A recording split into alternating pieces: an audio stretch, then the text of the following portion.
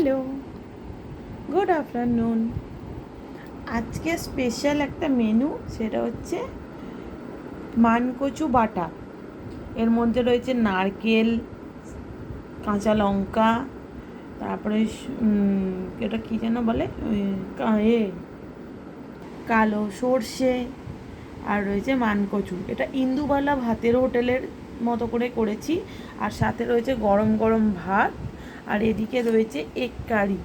দেখো, ডিমটাকে ভেজে আলু দিয়ে ঝোল বানিয়েছি, এগ কারি। আর এটা গরম ভাত দিয়ে মেখে একটু খেয়ে দেখি, দাঁড়াও কেমন হয়েছে তোমাদের বলছি।